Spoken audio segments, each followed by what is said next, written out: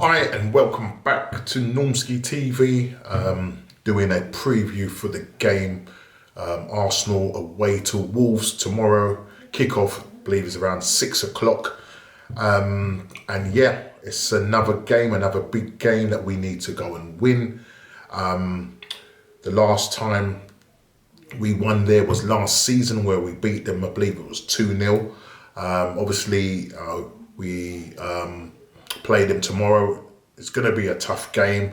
Wolves did beat us at home last year when we was really going for a real bad patch.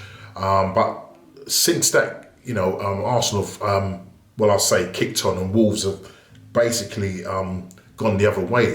They are lying currently 14th in the table with 21 points. No, sorry, not 21 points. Tell a lie. With let's just find the points. Let's see what it is. Wolves, sorry, 23 points, and we're on 31 points. So, listen, we're in form. We're one of the informed teams. They're going to be without Jimenez. Obviously, that injury that happened between him and David Luiz. He's still nursing that head injury.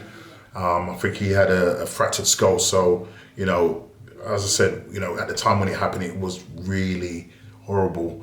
Listen, but they still won that game 2-1 at the Emirates, and another record was broken. But listen, it's our chance to go to the Molineux tomorrow and try and win this game. It's just, we need to win this game. With Spurs dropping points,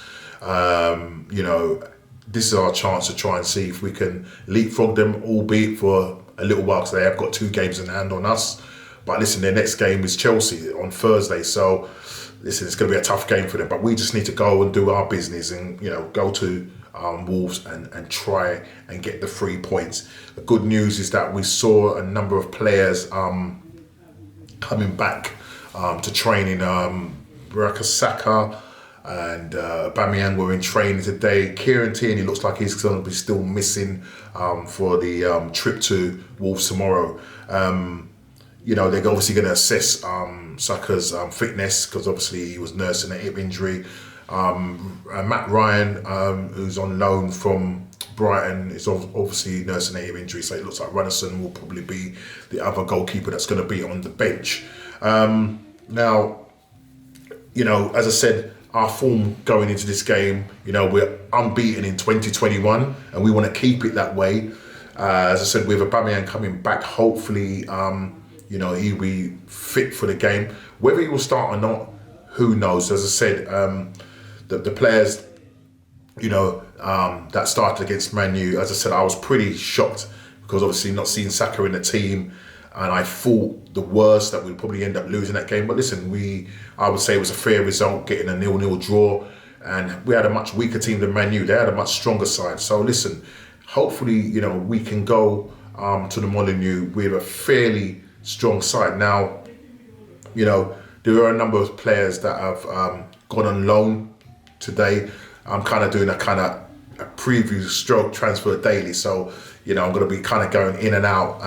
Also, just want to apologise. We was meant to do the What's Going On podcast, just looking at the weekend roundup, but unfortunately, both my friends weren't able to do it at last minute. Emergency came up, and so they weren't be able to do it. But listen, we are going to go through it next week. And one of the things we wouldn't discuss is this racism with regards to the Twitter activity, online racism. And, I saw a YouTube clip concerning a particular YouTube channel where someone was, abused racially on a watch along. And, when I watched that, it kind of brought a tear to my eye, because I felt sorry for the young man involved. But the person, the perpetrator, he was hung out to dry, because at the end of the day, he needs to learn from his lessons, in terms of, his actions, in terms of coming out and, saying his abusive, words to this particular person. Obviously, I don't want to mention names or whatnot, or their particular channel, but you'll probably guess who I'm talking about. So that's something that we want to address also in the podcast as well as looking at the weekend roundup and seeing how we have fared next weekend.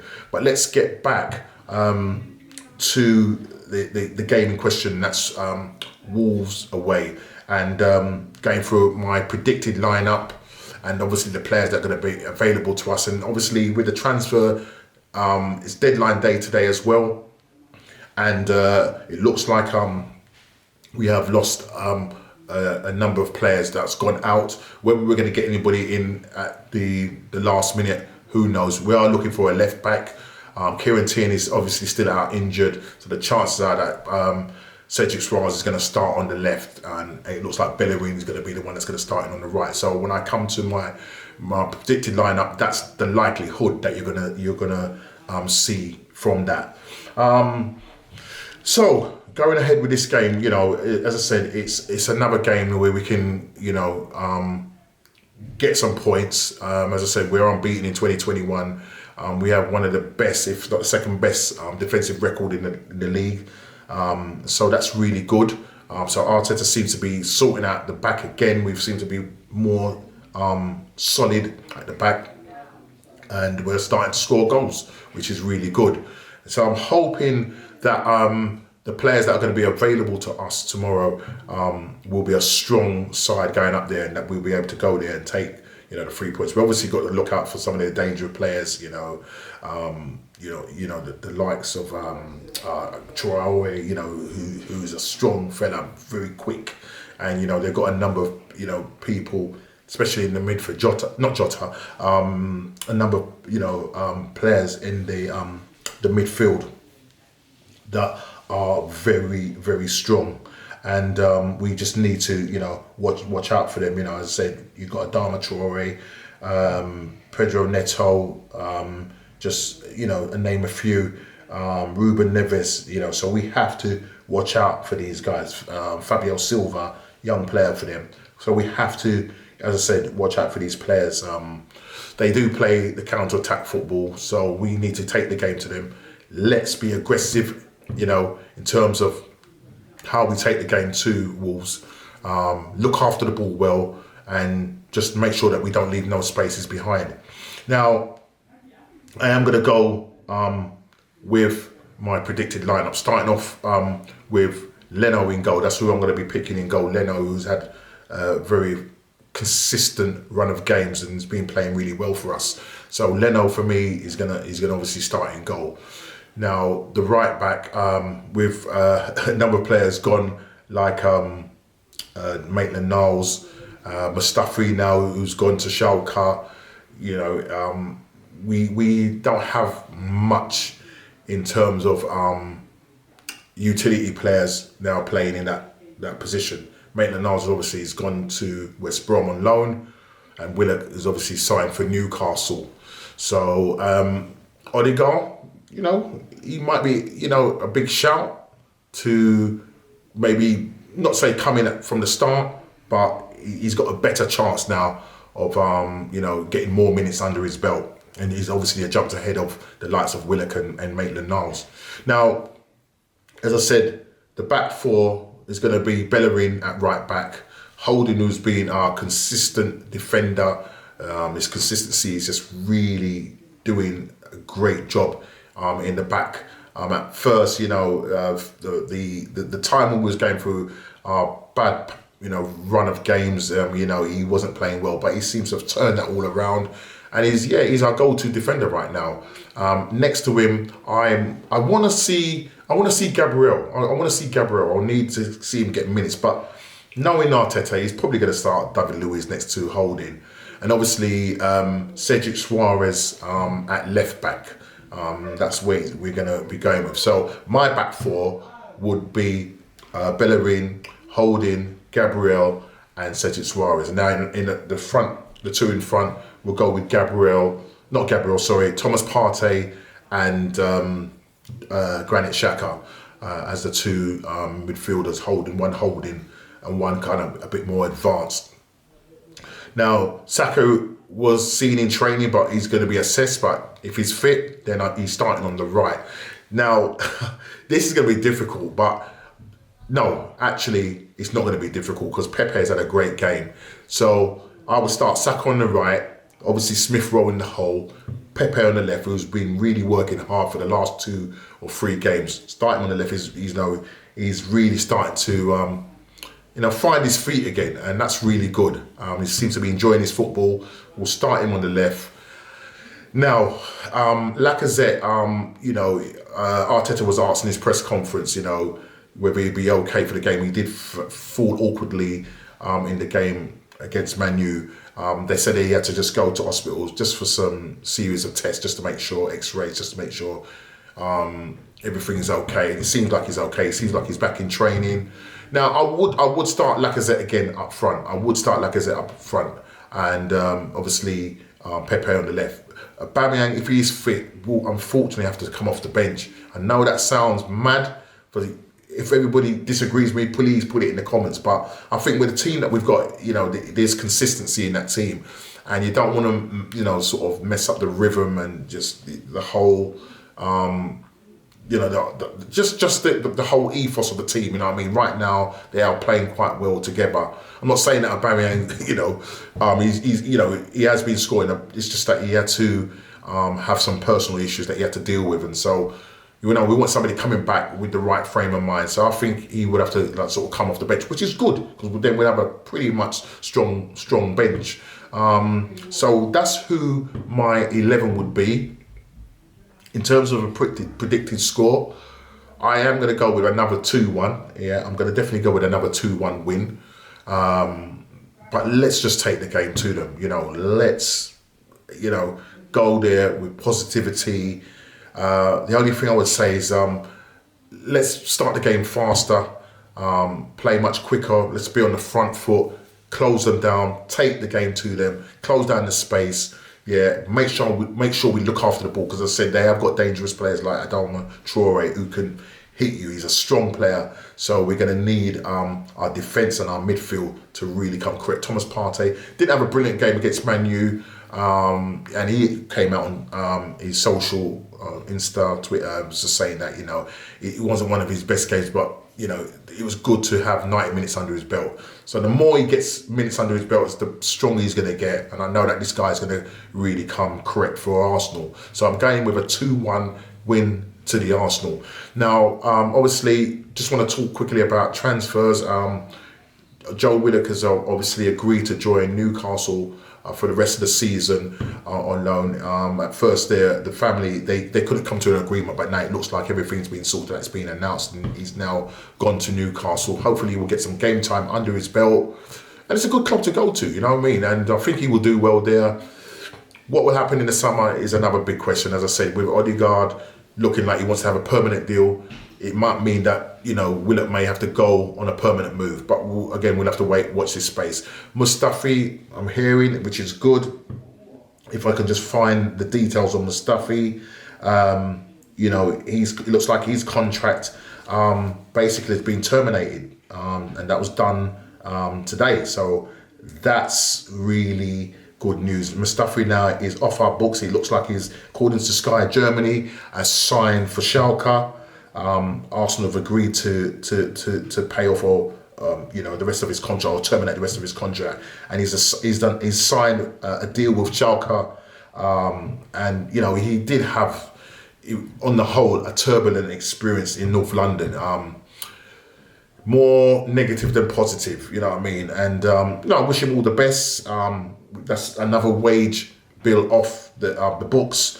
So I think going in terms of what Arsenal want to do, in terms of those players that are on big wages, it seems like they're getting the business done in terms of getting players out of the club on a permanent basis. So, Mustafi's gone, Ozil's gone.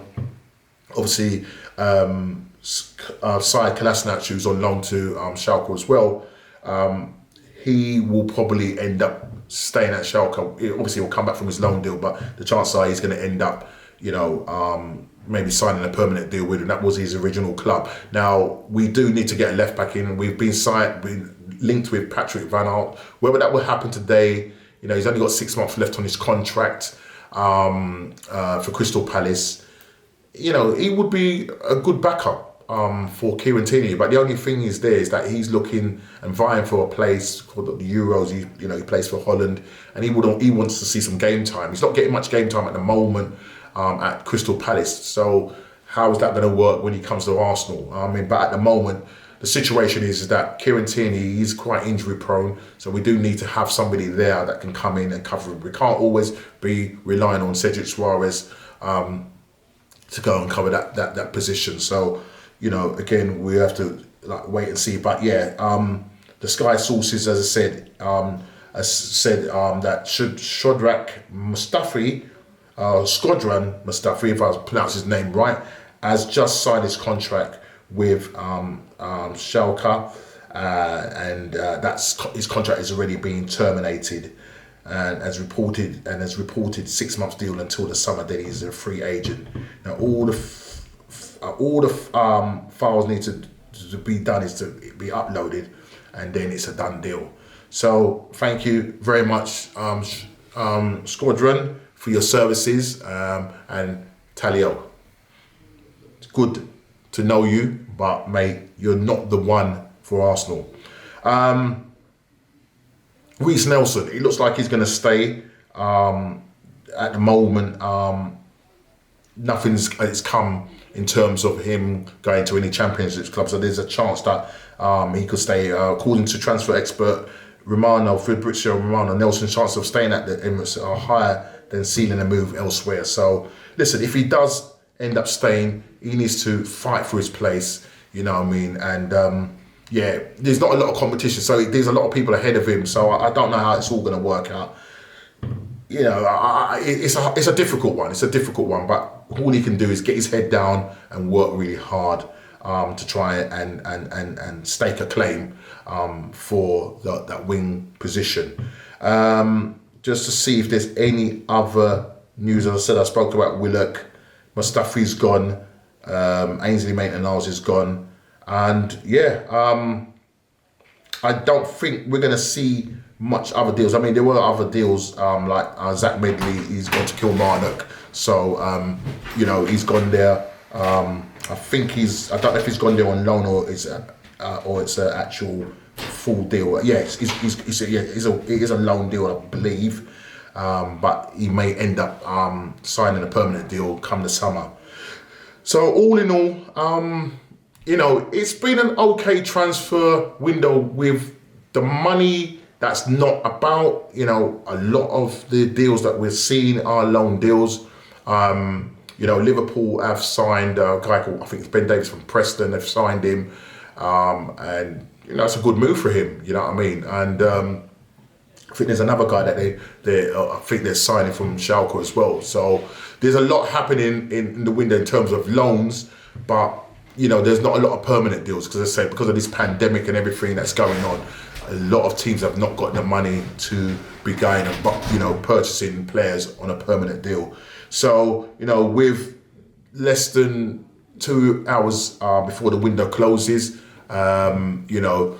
we may get in a left back. We just have to watch this space. You never know. Arsenal could spring a surprise on us. We'll see what happens concerning that. But other than that, listen, the main thing is now that we've got rid of certain players now, we need to now focus on the rest of the season going ahead, and let's try our best as possible to get as far up the table as possible to try and see if we can maybe go for a European spot. More than I would say probably 6 at the best. I did say in our last podcast that the best we could probably finish is between 8th and 10th. But listen, if we go on a 3 or 4 game run, we got Man City in a few weeks' time.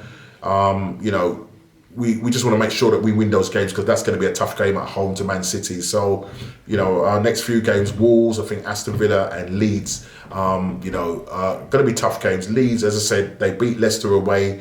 They've got players that can run all day, so we got to watch out for these guys. But let's hope that Partey is up to his his best in terms of fitness.